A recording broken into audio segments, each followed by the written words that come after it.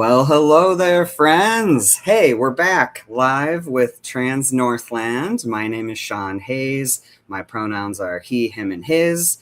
And I am a co-founder and the executive director here at Trans Northland. And as always, every other week, I'm so excited to join you all and get a chance to introduce you to amazing folks in our community doing just really good work and just are like really cool humans that I like to introduce you all to.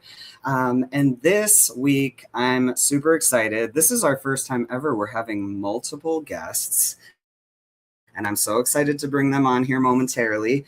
But for those of you who do not know, May every year is sort of celebrated or recognized as Mental Health Awareness Month. And I knew this from a previous job. And so I had reached out to these guest stars so many months ago and had got them scheduled to come on during this month. And we are just going to have a great conversation about mental health. And wow, do we all need that conversation? Am I right? So I am going to start bringing to the stage our lovely guest stars. So please help me welcome folks. If you're watching live, you can pop into the chat and say hello. We'll bring Alex and Shelley and Rachel to the stage. Welcome, friends. Hello. Thank you so much. Hi. Hello. We are pumped to have you all with us. And oh my gosh, I think just the amount of wisdom in this online room that we are going to have this conversation in, I feel very excited about. So we just want to say thanks to all of you for coming on and taking the time out of seeing clients and all the other things that we have going on in life. But I'm really excited to dive in. And for those of you who have been watching and tuning in, we always like to start off with our, I need a drum roll, Gender Joy segment, y'all. And so if you don't know, this is sort of how we like to get things rolling. Starting off with sharing moments of gender joy or gender euphoria, as some folks may refer to that. A lot of folks within the trans and gender expansive community, we talk about those moments, right? And they matter and they make us feel good. And so we want to feel good in these conversations. And so, is there anyone here who wants to start off by sharing a gender joy moment? I can start off. I love this and thinking about kind of more recently for me this last weekend.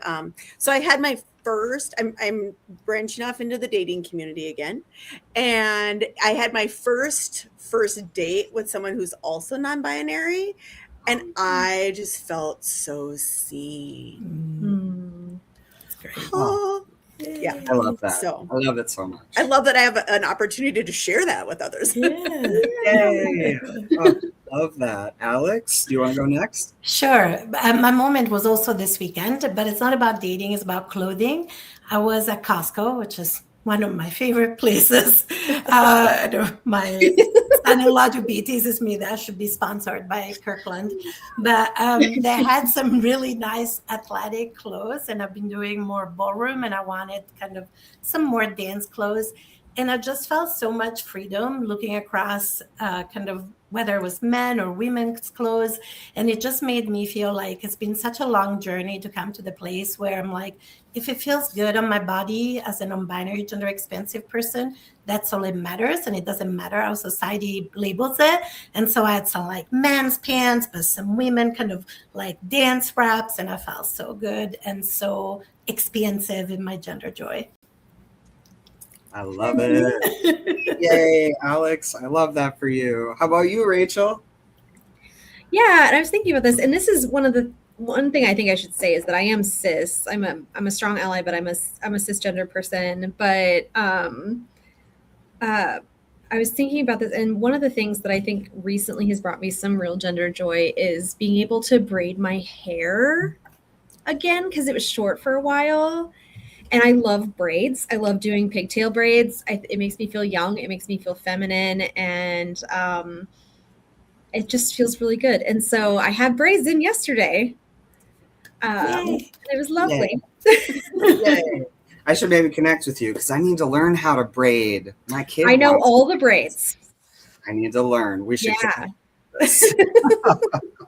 That's awesome. Well, yeah, and I appreciate that. I do usually like to highlight that ahead of time that, like, yes, trans folks, we talk about gender joy, gender euphoria, and also all folks experience gender joy and gender euphoria. But I think, yeah, cis folks are just not as attuned to noticing those moments, right? Or really thinking about, yeah, what is it that makes me feel good about my gender expression or how I'm showing up in the world or whatever that is. So thanks, Rachel. Yeah. And I think for me, mine is today. I got to go, and I'm going to shout out Sasha at Rebel Threads. If you don't know, now you know. I have this event coming up that is a 80s prom theme. And I have no clue. I'm not a costume person. It's always been a thing that's been like weird and kind of embarrassing feeling for me to just like be silly.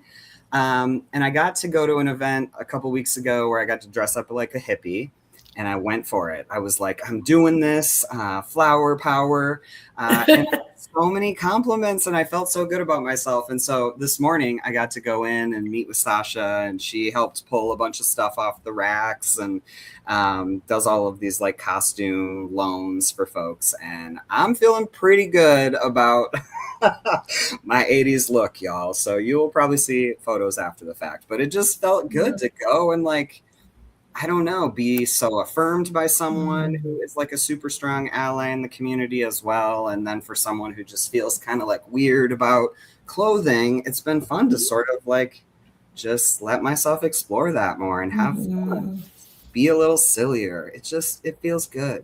So that's mine, y'all. Thanks for listening and sharing. And if you're watching and you have a gender joy moment, pop it into the chat. We would love to see those moments and just share more of that joy out there, y'all. So we are going to move right along into our next segment, which is our event stuff that's coming up. So here at Trans Northland, we really want folks in community to be connecting in real life, preferably online as well. And so we host this events calendar that we sort of curate each month, and we look around for all the different kind of queer, trans, ally affirming events that are happening out there in the Northland, and they're all on this calendar. So you can find our stuff, our support groups are on there regularly if you want to come to a support group, or we have our tea room drop-in space. Those hours are on there. And then also there's cool stuff coming up that I want to highlight.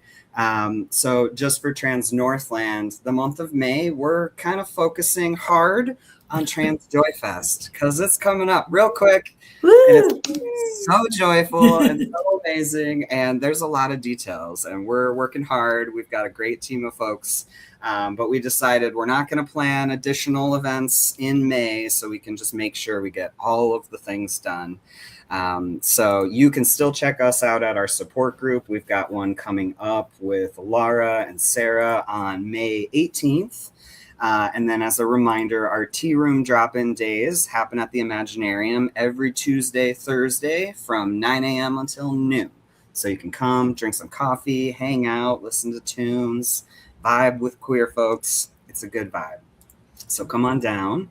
And then a couple of events coming up that I wanted to highlight within the larger community. So this coming Saturday, May 9th, is the 2026 Hot Dish Bowl-a-thon event. Yeah. So that is with a lot of our friends in community. They're raising funds for We Health Clinic and for reproductive rights and abortion care. And that event, I think, has been happening for so many years. So you can get a team together and go bowl and help raise funds for this great clinic, We Health Clinic. And then also, so a week from Saturday, the 16th, there's another cool event coming up called Community in Color. So that'll be on Saturday, May 16th from 10 a.m. until 2 p.m. And their description is, it's a celebration of queer creativity, embodied joy, and shared belonging. If that doesn't just sound lovely. So you can find all the details on our events calendar. And then lastly, I want to shout out our friends over at Seven Seeds Inc. They have one of their out and active events coming up on, let's see, Sunday, May 17th. They are doing a donkey hike. So I don't know much more than that. But there will be donkeys and cool people, and you can get in touch with them to get all those details and RSVP info on our website.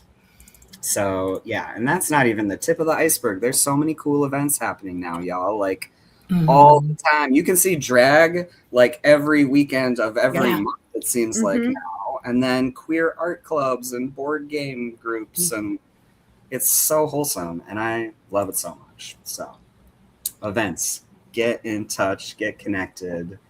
And yes, so now, yay, we get to dive in to our conversation with all of you lovely humans. And so I kind of want to start off with getting to know each of you a little bit more. I know in my email to you, I think the question's like, tell us your story, whatever that means for you, you know, however you want to introduce yourself to community watching or listening. And how about, can we start with Alex this time? Sure. So my story of like how I got into like the mental health field, if I remember correctly from your email, is that, or just my story in general, or like anything and everything? Just tell us what you want, Alex. Oh my God, how many hours do we have? No, I'm teasing.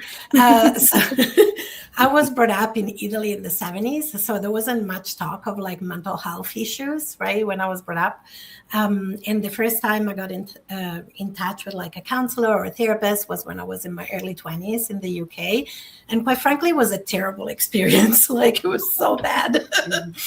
But then luckily later, I also had some positive experiences. And actually my first career is in academia as a professor and researcher. But I really enjoyed kind of the support that I was getting in therapy. And later on, I also discovered that my special interests are humans. So like my first degree is in linguistics because I really wanted to understand communication, which makes a lot of sense as a late diagnosed ODHDer, right? And then I was doing qualitative research, again, trying to understand humans. And then I was like, therapy, what a great way to understand relationships. And so I got into systemic therapy, and then, wanted to understand the body. So I got into somatic training. And so I feel like the humans are just like an endlessly fascinating source of information. And also I really got into family therapy because I, was not brought up in the best family of origin in some ways. And I really wanted to make sense of my experience. And I think that is true for some providers.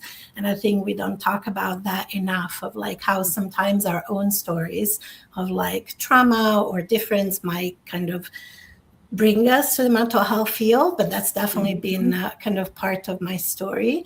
And I first trained in the UK, where we call family therapy systemic therapy. And then kind of when I moved to the so-called US, that translated into a family therapy license. And so that's kind of how I got into the mental health care field, which I've been in for over 20 years now. God, I'm getting old. And I was like, oh yeah, that is over 2 decades.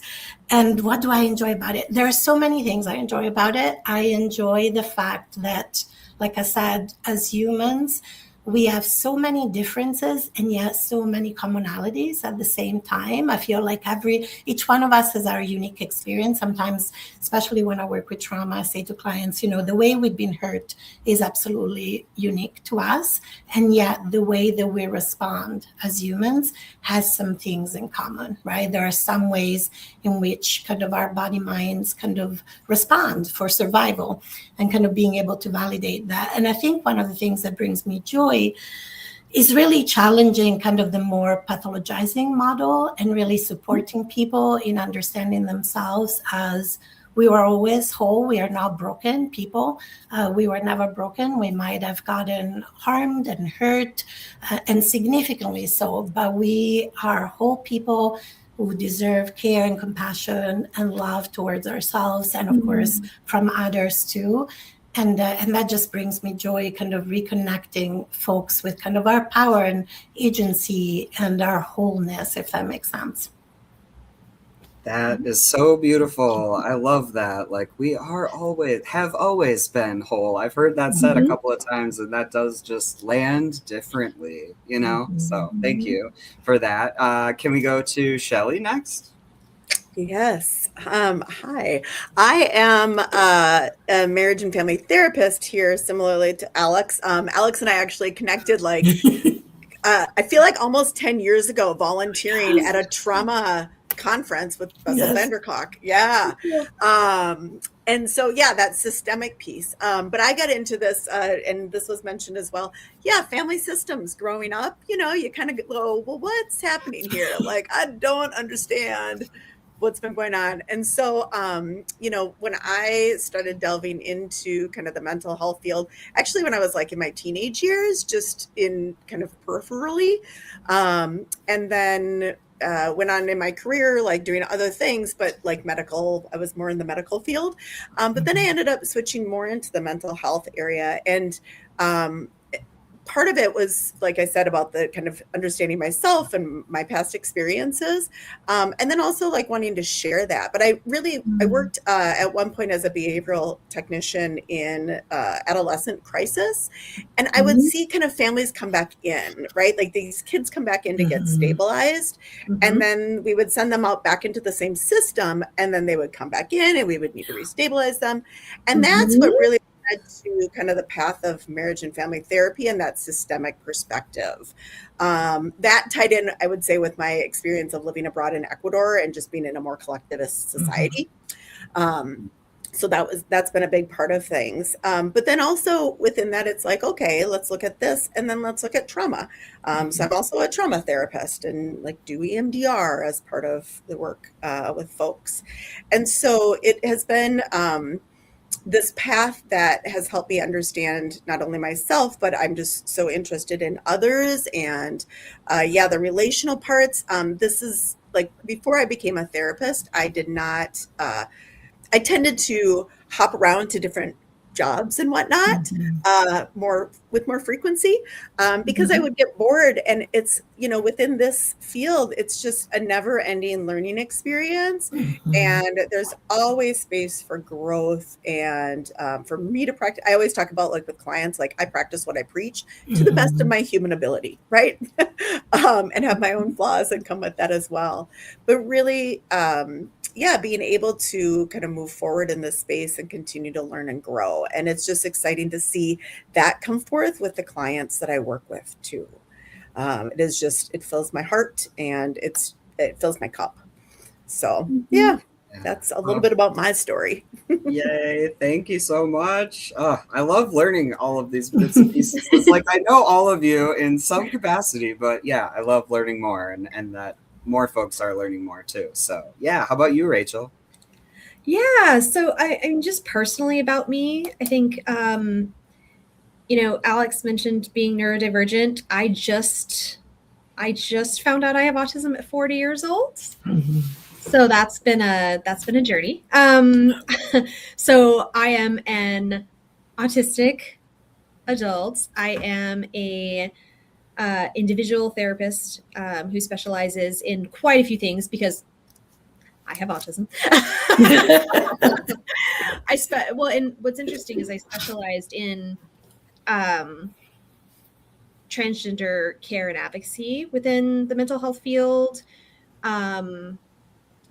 in grad school, as well as young childhood mental health. So I double specialized. But anyway, I'm a mom. I'm in a blended family. So I'm a mom to a transgender 16-year-old boy, and have, you know, obviously been through the process of raising and going through struggles with him. But I'm also, you know, so I'm a special needs mom too, because he has autism and ADHD and bipolar disorder 1. So lots and lots of needs as well. But yeah, I'm a huge animal lover. I have a huge 82-pound pit bull and he's my big baby. So, you know, but as far as like how I got into the field and why it's so important to me, I think that it's interesting how this came about because I actually have a lot of religious trauma. So I grew up in the South um, in the Southern Baptist Church. So I don't know if you know, but it's very evangelical, very extreme in a lot of ways. And I was sexually assaulted by a youth minister. So when that happened to me, my parents, I told my parents and they were like, okay, well, we got to get you into counseling. But they sent me to a Christian counseling center because we don't do non-Christian counselors or therapists. And I was actually very lucky. I went to a Christian counseling center, and I don't know if people know, but like Christian counselors don't have like credentials, or like they don't have to anyway. They don't have to have credentials. They don't have a board. They don't have anything like that. There's no checks and balances. So, but fortunately for me, one of the counselors was out, and they had asked an actual social worker from the community to come in and fill in. And that's who I got. And that experience was because mental health was not talked about very much with me growing up either. In middle school, I passed out from having a panic attack in the middle of gym, and my parents were like, shake it off. It wasn't a thing. So I learned very quickly in that therapy experience. And I was just 18 years old, 19 years. I was 19 years old when I started therapy for that, for that abusive experience. And immediately knew, like, I want to do this. I want to make other people feel the way that I just felt, because this therapist validated me. They didn't shame me. They helped me understand myself and my body in a healthy way. All these beautiful things that I never even knew were possible. And whether they realized it or not, that was a part of me healing from the journey of healing from my religious trauma as well. And so I went into college. I was a music major for 2 years. And I was a vocal performance major. And then I finally was just like, I don't want to be a musician. That was a lot of my parents' dream for me, I think. And so I changed to psychology. And then I went to grad school.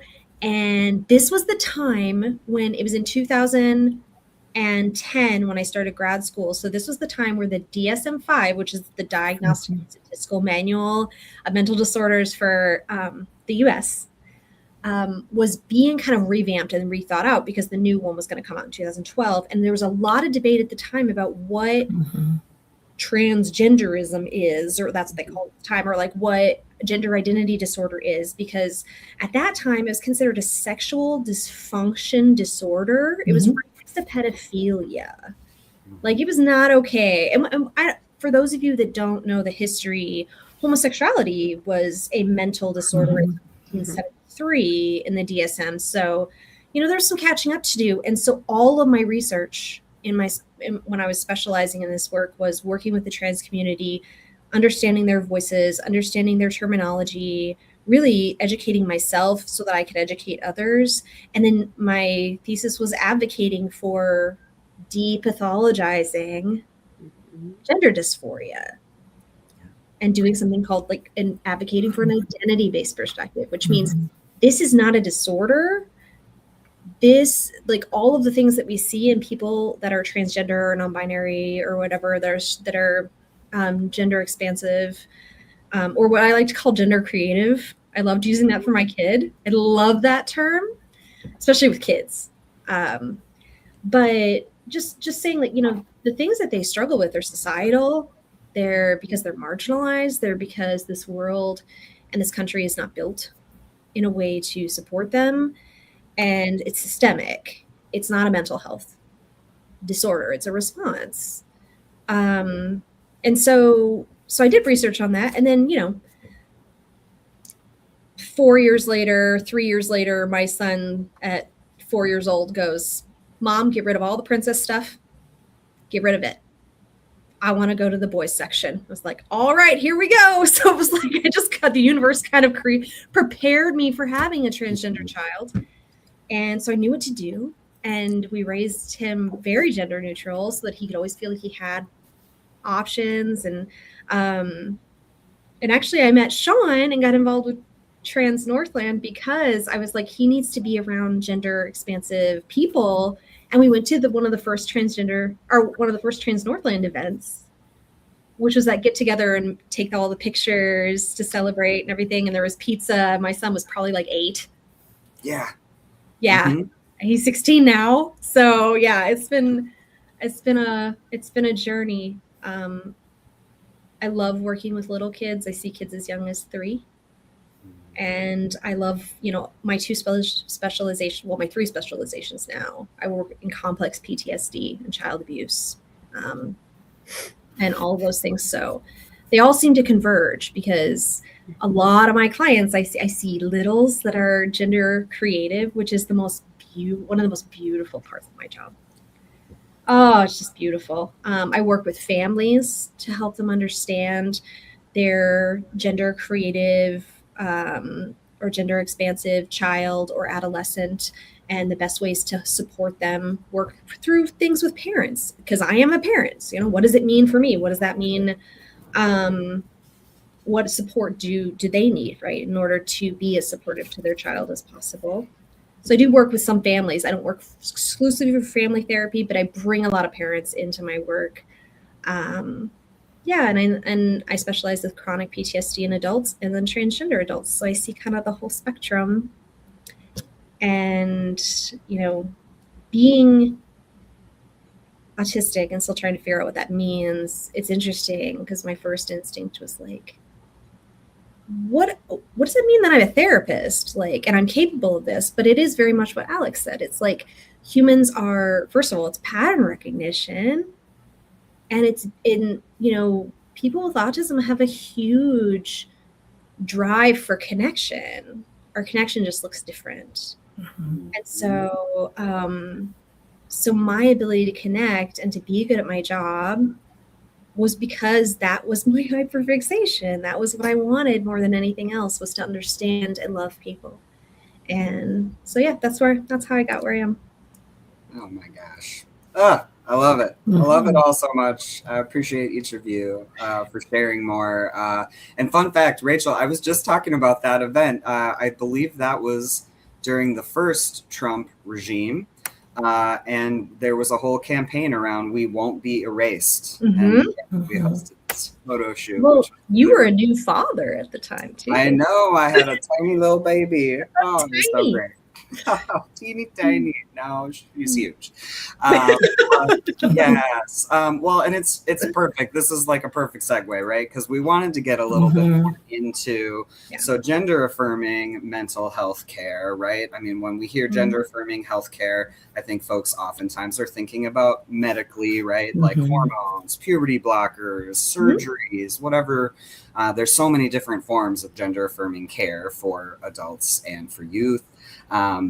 But then, what does it look like? I mean, some of y'all kind of talked about some of the history. I mean, I know when I came out as trans, I had to go to therapy for 6 months. And then I had to get a letter before I could even make an appointment to see an endocrinologist, right? So that was 11-ish years ago. So I know things have changed, and I'm just curious, if y'all want to share a little bit more about what does gender affirming mental health care look like for y'all, and like these days, and especially just kind of thinking about the moment in history that we're living in, and how all of that is connected and really tough. I can imagine to be the therapist and the counselors working with folks, and then also the folks, right? We are all struggling. And so, does anyone want to chime in first for that one?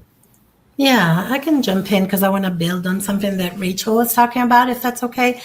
I was a licensed therapist when it was still gender identity disorder, and I also had to receive that diagnosis to access my own kind of gender affirming cares. And I was also part of the movement pushing for the depathologization, right, of kind of gender identity as a disorder, in air quotes. And so I think that I want to start from the piece that's about advocacy. I think often people think that gender affirming care is just what we do with clients in the therapeutic room. But I think that as therapists, at least personally, I feel like we have a responsibility to advocate for the mental health and the well-being of our communities, not just inside the therapeutic room, but in our community, when appropriate, with our political representative and with systems, right? That's kind of, sometimes we do that through care coordination. So when we kind of connect with other providers. And so I think for me, part of gender affirming care is also the advocacy that we do as providers, being able to push back on like why this is not like a disorder, right? But it's actually part of kind of the diversity that humans have always experienced across time and space. And then that also becomes part of the therapeutic conversation too, because, you know, obviously a lot of us as trans, non-binary, gender expansive folks kind of come in also with some internalized transphobia sometimes, or some internalized cisgenderism, right? This idea that there is kind of this baseline that is natural, but actually this gender binary is just like, it's colonial and it's harmful, which is why then anything that falls outside of this rigid gender binary gets pathologized historically in the mental health field.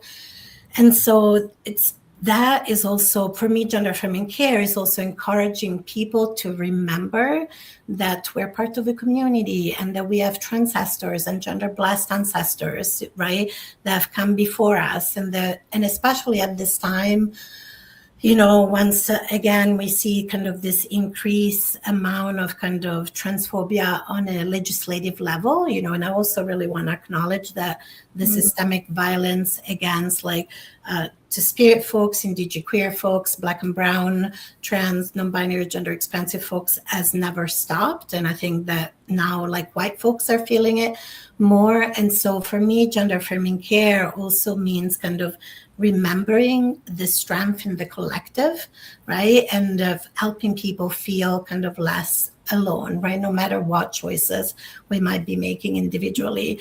And maybe it's because I am a systemic therapy that I really think about gender affirming care in this kind of through this broader lens.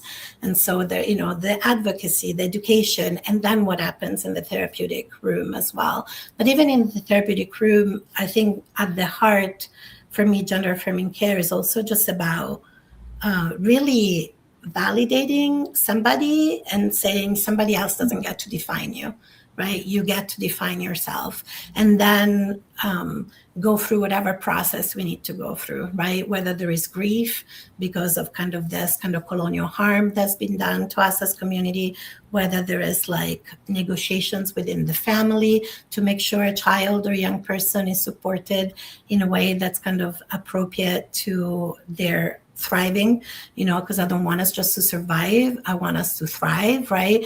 Whether that looks like unpacking what somebody wants, do they want body modification or not, right? What is it that feels right for their body mind? It can look like a lot of different ways. And the last thing I want to say is that I think we often think about gender affirming care as something that's just for trans, non-binary, and or gender expansive people. But I think that everybody deserves gender affirming care, right? Like we should all be attuned to how gender moves through us, right, on an individual and collective level. And that should be kind of part of our work as therapists. I think my dream is that we no longer will have a separate specialty for transgender care, because actually we're just seen as part of like humanity. And so there shouldn't be like special guidelines, sure, there could be special guidelines for like hormonal care, just like there are special guidelines for diabetes, but we don't make special guidelines for like people, right? And so like my desire is for us to understand that we all deserve kind of gender affirming and gender attuned care, whether we're cis, trans, non-binary, gender expansive, Two-Spirit, Indigenous queer, however we identify ourselves, and rather than to be viewed as this kind of specialist field, if that makes sense. Yes. Oh, thank you, Alex. Yeah. How about Rachel? Do you want to chime in then? Sure.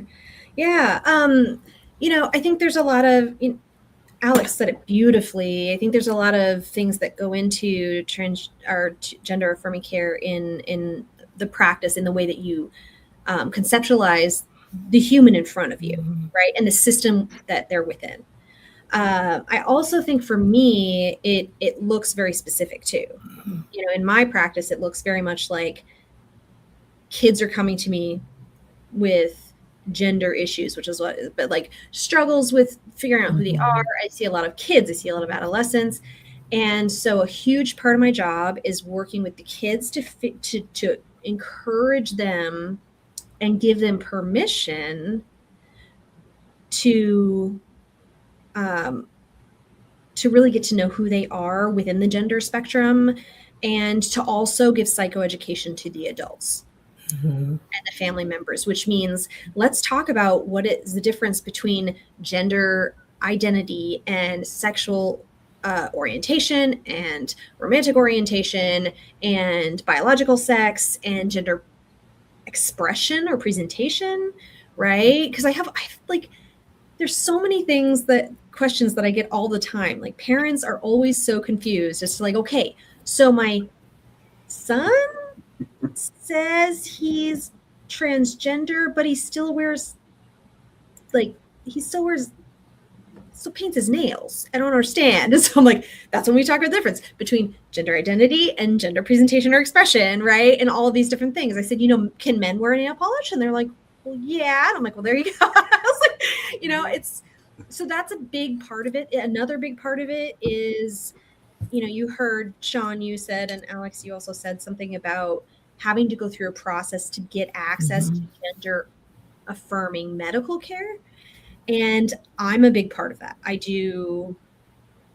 And also, I don't have to see you for 6 months. I can see you once or twice. I'm giving you a letter for gender affirming care, hands down. I'm giving you the referral steps. We're going for it. There's no need to, at least in my mind, ever for someone to have to justify that they need that. So I do letters for, for insurance or whatever needs to happen, or referrals out for things like, hormone therapy, surgeries, gender affirming surgeries, those kind of things. And so that's a big part of the service that I provide. I think that going back to what Alex said so beautifully, is a big part of our job is just to affirm and to validate. No, who you are matters, and it's valid and it's okay. And to talk about the fact that there is, just like we talk about with other minority groups, or, groups that go through marginalized groups, to talk about, like, this is why your life is harder, and even talk about that through a trauma lens, right?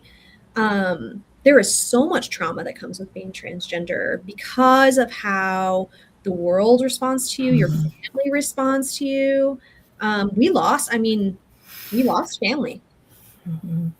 lost family, and there's grief attached to it. So being able to normalize all of that, so that the human in front of you does not internalize those things as being their fault, or having to do with something that they've done wrong, or something that's wrong about them, right? But yeah, I love the work I do. So that's really how it kind of looks for me. Yeah. And then I so appreciate like hearing how that looks for the both of you, and I agree, and those are the things that we practice here at Ignite. And this part about like, I think about how within our small community, like, how do people identify out in the community, or how like I show up out in the community, right? Like, I've been in this community. I moved to Duluth. It's been just over 13 years now. And so I don't know if that counts me as a Duluthian at this point or not. Yes. People are pretty particular. But that part about, showing up as a queer person in the community, right? And that's always been the case since I've been here. And it's been more recent for me in my own gender journey. And this is where, like, it's just such an interesting connection within, like, the personal and the professional, because we learn so much from our clients. I learn so much from my clients as well. And I also, Rachel, you had mentioned about back in grad school and kind of the work that you did. It sounds like we were in school at the same time. Yes. And I also did my final like literature review around people like relationship, and where one partner transitions and what that looks like. And what was happening then, as is still the case, is that there's really a lack of research, turns out. but it's these parts of, as I've continued to learn, both professionally and in my own personal growth, it's these parts of like being able to bring to the therapy room, like allowing people, one, the safety and space to talk about all of these things and to be validated in that space, but then also to kind of have that knowledge base of like, hey, these are things that let's talk about them that maybe you haven't thought about. Right. So when people are talking about like, oh, finding a primary care physician, it's like, okay, well, let's talk about who might be good in the community that would be gender affirming for you, versus just like picking the next person that has an opening in whatever clinic. Right. And so part of it is also being able to kind of bring those things forth so that, we can talk through what that looks like and providing resources. So there's also, while not necessarily to the level of case management, there definitely is that connection around resources. I mean, I can't, I couldn't tell you how many people I've referred to Trans Northland, right?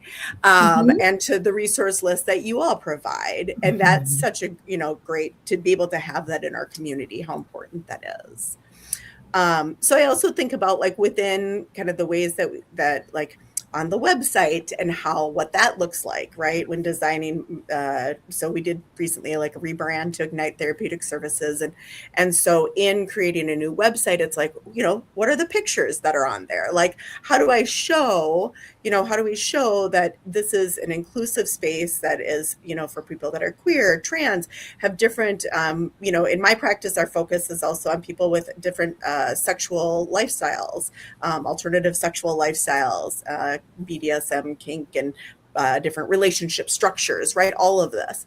And so how do we really demonstrate that so that people see that just initially, right? And then also in like myself, and there's another therapist here, an intern that I have. And so, we are part of these communities, them as well, as far as communities that, where we provide services. And so again, there's just kind of a natural sense. And I remember having an experience, I don't know, a couple of years ago, I guess, with a friend of a friend who was like, well, I don't understand, like, why would someone who's gay need a queer therapist? And it's like, I understand why you don't understand. And so, being able for people to have that level of comfort and that a different understanding, right? And so there's a trust and a safety that can be built within that. Now, that does not mean that everybody's experience is the same, of course. And so, but it just kind of starts with that space. So, and I guess I think of like other things about the gender affirming care is really allowing them to kind of helping with that educational piece as well around like there are differences around even gender expansive and what that means. And so each person's individuality, because sometimes people come in and they're like, well, I saw this and I identify with this. And it's like, awesome. And then as we start talking, it's like, oh, well, okay, wait, maybe not. Maybe it's like, maybe there is maybe it's more non-binary versus, specifically trans or whatever that kind of looks like. Again, kind of allowing that, having more of that psychoeducational piece as well, and allowing more of that exploration to whatever fits. And then it's all fluid. And so there's that part too, when I work with clients for years, seeing again, kind of those changes and where they land within themselves and opening up the freedom to find those empowering spaces and to find that sense of self in even within all the stuff that is happening around us. Goodness, so much stuff happening. And so, so with all the stuff happening, again, a great transition into our next question. And I really wanted to sort of pull from the three of you, from your experience, your knowledge, all of the school and learning and experiences you've had working with clients, maybe if each of you could maybe share one or two different, coping skills, ways that folks can take care of themselves, that, maybe they wouldn't need to come to a therapy session. Maybe they could just try this and then see if it works. I mean, and it's sort of tied in with the last question we always ask our guest stars too, is like, how are you taking care of yourselves in this time? And I can imagine, as a person who's taking care of other people in this time, as someone who's doing that in my own way, and definitely not therapy, but in my own way, it's a lot. And so I do want to hear from each of you, you know, one or two ways you're taking care of yourself too. So if we just want to roll it all into one, I mean, the time always flies by. We still have some more time. And if either any of you need to run, you know, we could always go a little bit longer if we need to. But yeah, how about I don't know. I'm just picking randomly. Rachel, you're up. Okay. Which is nice because I have a 1 o'clock client. So I think, first of all, one of the things I always go back to research, because I think that research is not perfect.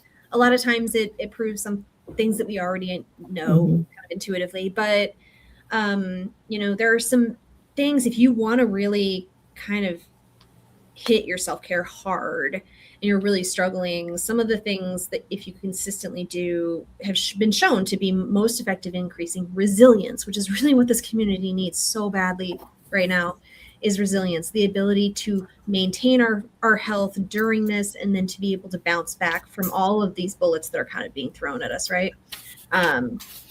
Especially in the political environment.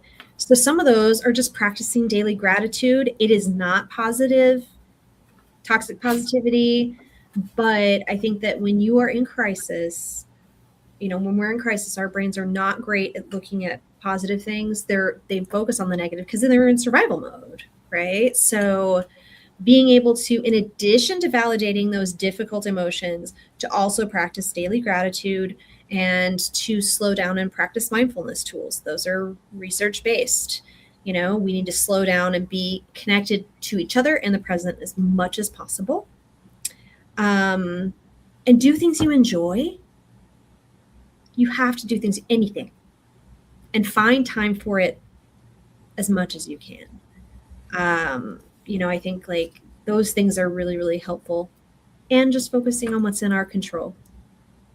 I often talk to people about how we each have our little own corner of the world. And I think sometimes it is really overwhelming when we get hit from the whole world and all the things that are going on in the whole world and the spectrum of it. We feel very helpless. But we have our own corner of the world, and we have a lot more impact in this community. And so when you can focus on what do I have control over in my corner of the world? How can I find meaning in my corner of the world? That can be very, very helpful, that perspective. And that's helped me as well. I actually just took off 2 weeks of work because I was feeling burned out. So that was very hard, but it was very important for me. And so that's how I'm taking care of myself. I'm learning how to take care of myself in different ways with my new diagnosis. I am spending a ridiculous amount of time by myself and in relaxation states when I'm not overscheduling myself on days that I have like lots of clients. My husband and I are talking about that, and he takes the dinner, he takes everything, and I can just go home. I can unmask. I can do lots of puzzles because that is like, I love puzzles so much. And I can just really recover so that I can continue to do this work, because I've been in it 15 years. I know Alex said over 20, and I'm like, 15 feels like a long time. But this is the type of job where we have to take care of ourselves because we're the tools, you know? And so those are some of the things I'm doing. Yeah, thank you. Mm-hmm. I can kind of piggyback off of that, because I also, that part about coming back to the present, like how necessary that is right now. You know, everything is so overwhelming, and there's just so much, right? And so that's one of the things that, like, I have my own practice. I start generally seeing clients a little bit later in the morning, because I have my morning practices that are really necessary for me. And so, you know, that meditation, mindfulness activities, gratitude, right? kind of centering. I do some journaling in the mornings as well. And so that really helps set up my day. And that's something that I encourage for clients as well, is to have those spaces for self. And whatever that looks like whenever that works best for them. For some people, it like doing certain things at night to kind of help slow down the brain and help signify like, yes, it is time to go to bed, like try to turn the brain off, right? But really helping, directing clients in that way. One of the other really big things right now with everything that's going on is I've had many more conversations around boundaries in a different way that I usually have conversations around boundaries. Obviously with people, but there's also that part about the boundaries around like social media, news outlets, things like that, because of this bombardment. And it can feel like such a, complex, like, well, how do I know that I'm getting enough information? And, or should I be doing this, or a lot of shoulds, right? A lot of shoulds are coming up. And it's like that, what that looks like for each person is different, but really kind of working to recognize like, okay, like I can take in, maybe 10 minutes a day on stuff and call that good. Or I have certain places that I check. Whatever those kind of limits are that we can set for ourselves that fit into what our needs are, is really helpful. And so it gives people kind of parameters versus this kind of all the time, or, checking on the phone constantly, then, the doom scrolling that happens. Right. So trying to do that. So that's also something I personally have a love-hate relationship with social media. And so yeah, but I definitely have had many more conversations about that. And then for myself personally, like, Rachel, you mentioned the relaxation part of things. And that is one thing that I've noticed. I just need more rest. I am a very extroverted person. I get a lot of energy from that connection with others, but I just need a lot more rest these days. And so I find myself sometimes canceling and sharing openly that like my capacity and where I'm at is just at that place, and I need to take care of myself. And because I've surrounded myself with people who like have an understanding of that, they are like, I'm so happy you're taking care of yourself. Yes, let's connect in the future. Thank you for letting me know, or whatever. So that's a really nice thing as well. But yeah, more rest has been necessary. Yeah. Alex, before you start, I just want to jump in real quick because I'm gonna have to head out here. I just want to say very quickly, because I've been doing this for a lot of my clients, Minnesota passed FMLA. Please advocate for yourself at work and take time off. You are eligible. If you have a medical or mental health professional that is willing to advocate for you, you are eligible. So that's all I want to say. Life-changing. Thank you. Yeah, because we aren't taught to like take time off, right? I mean, we're told to show up every day to those jobs and give them everything, and we can't do that anymore. So yeah, thank you, Rachel. Go ahead, Alex. Yeah, no problem. Yeah, I love that, because also, right, that is capitalism. Capitalism wants us to approach ourselves as if we are an infinite commodity that can be extracted from all the time, and we're not. And in terms of the original question, I really want to speak to the importance of connection and community. I think that at times when there is so much fear, and it's intentional, right? We're being flooded with kind of messages and actions that are created to instill fear in our body minds. And so I think that fear kind of brings us to contract somatically, and that can be isolating, right? When we feel the world around us is not safe, we tend to isolate, and then our mental health really suffers, because I'm a pretty introverted person, but I still need some level of human connection. And so I think that one of the ways in which I'm really encouraging people to take care of themselves is to know who their people are, and to make sure that there is some connection, some community, even if it's just going to like sit quietly in a park with a friend, or go to a familiar coffee shop. Maybe if people have moved out of state and they're feeling isolated, going to the Imaginarium, starting to get to know people, really, going to Bedazzle, Foxes and Fireflies, butterflies and Superior, right? There are a lot of activities that are free and welcoming. And so I think just connecting, moving out of isolation is so important. And if it feels too much, to connect with people, also connecting with nature, whether it's like a tree or a plant or, something that kind of helps us feel a sense of belonging outside of ourselves, right? It feels so important to find a little bit of spaciousness and relationship. I think is so important. And I think that a way is movement, because again, when we contract, it's harder to move. And movement doesn't, as a disabled person, I understand that movement is complicated. And I always say, like, as long as we're breathing, we're moving, right? From our first breath to our last breath, we're moving, right? Breathing is moving. And so even if it's just like some really like intentional breathing or some just very gentle kind of like even just rocking side to side, but like, or moving to music, having a little dance party in your bedroom, just like whatever movement feels accessible to you, I think is so important. And the last thing that I'll speak to is like the importance of spirituality, which doesn't mean being religious, but I think for me, there's a lot of comfort connecting to ancestors and gender blessed ancestors and knowing that like, I'm not alone and we're not alone. And we have all this ancestors and gender blessed ancestors who are like holding us and cheering for us and protecting us. And even if people don't believe in ancestors as a tangible presence, at least feeling that sense of lineage historically and the sense of belonging, which is something that we can lose sometimes as trans, non-binary, intergender expansive folks. And then for myself, I am really leaning on those things, like making sure I'm not isolating.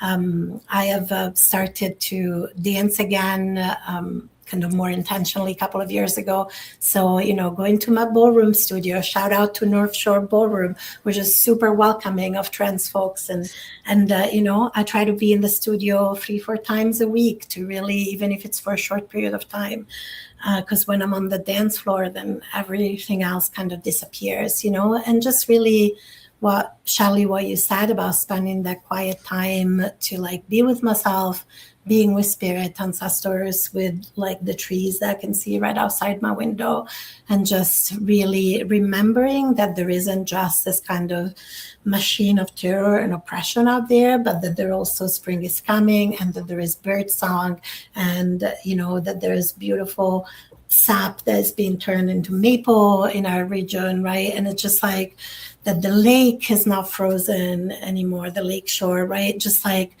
this bringing some of that expansiveness into my body, because like I said, the regime wants us to be afraid and alone, and I refuse to give in to that. Well said. I refuse to give in. We refuse to give in. Yeah. Yes. Oh gosh. Well, I just want to say thank you so much to the two of you and to Rachel.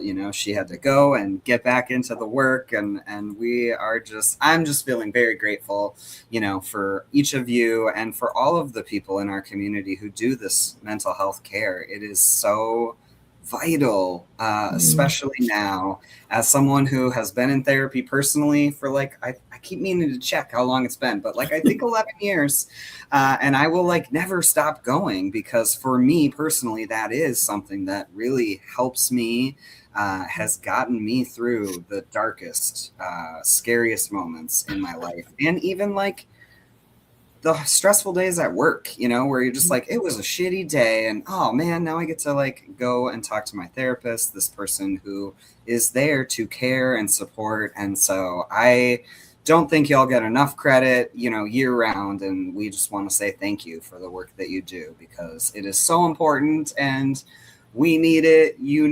Everybody needs it. So thank you. We need it too as therapists. Yes. Oh yeah. Like that's huge. Oh yeah. I actually meant to be like, question, like, are therapists also in therapy? Oh yes. The answer is yes, right? Oh, yes. I always say good therapists have therapists. Yep. Like I've been in therapy on and off for over 30 years. Mm-hmm. And I've been seeing the same therapist since 2008. So I feel very, very lucky that I get to still see my therapist in the city via telehealth. But yeah, I'm like, we need it to support this work, I think. Mm-hmm. Yeah. We do. And I think, just as we're sort of wrapping up the conversation now, I think one of the key things that I know I struggle so hard with is, when things are hard, it's so hard to ask for help. Mm-hmm. Whether that's asking your partner or a sibling or, a chosen family member or a therapist, right? Yeah. So many people still have such a bad feeling or idea about what it means to go to therapy or to get counseling. And it's like, the way I think about it is just like someone who has these skills, who's there. Your role in community is to help teach us these skills. And as you all shared throughout our conversation, it's a multiple learning. We're all learning from each other, which is really beautiful. And so, yeah, thank you for what you do. And to all the therapists and counselors out there, shout out for the work you do, because you're saving lives every day that you show up to your jobs. So thank you. Okay, and so I'm going to get us wrapped up. I want to just give another huge shout out, thank you, gratitude to Alex, Shelley, and Rachel for your time, for joining us and just sharing so much. I think that our community needs to hear and is good to learn. So thank you. I also wanted to share earlier, and I forgot because I was so excited to dive into our conversation. Check it out, y'all. We have Trans Joy Fest merch. This is the first time we have ever done this, and we are so excited to be working with Jamie, our graphic artist for this year. They are the ones who created this amazing Your Magical Dragon design.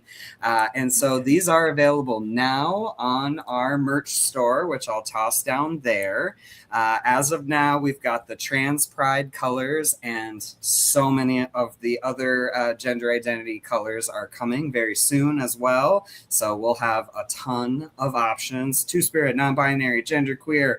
There's a progress flag option. I can't even name them all. There's so many. So you're definitely going to want to check that out. And if you order by May 15th, you will get your cool Trans Joy Fest swag in time to wear it and show it off at the event. So go check it out, y'all. And just a huge, again, shout out to our artist, Jamie, for all of their time and creativity and work on these logos and graphics, and to our team who set up the bonfire store, Sarah, Kia, all of y'all behind the scenes. Thank you for what you do. And for everybody else, thanks again for tuning in, for joining us here live with Trans Northland and our amazing guest stars. And we will be back 2 weeks from today, and I will let you know it's going to be a fun, different kind of conversation. This is okay. So Rascal Miles is the name of our next guest star, and he is a sound artist based in the Twin Cities. I'm reading this because this is so artsy sounding to me. I don't know what it means, but we're going to learn more. So Rascal creates immersive sonic environments, bridging technical precision and emotional resonance. They're a McKnight Fellow and a recipient of the Minnesota Arts Experiences Award. So we'll be talking all things sound and filmmaking, and you're going to want to tune in and meet Rascal. Yeah, Rascal is awesome. I think I interviewed them for Gender Stories before the move to Minnesota. Oh my gosh. A long time ago.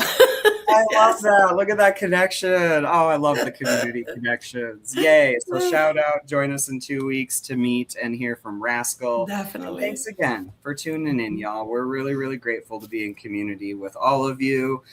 Reach out to us anytime at Trans Northland. We're here to support and connect y'all. And thanks again. We hope you take really good care. Until next time. Thank you, everybody. Bye. Thank you. See you later.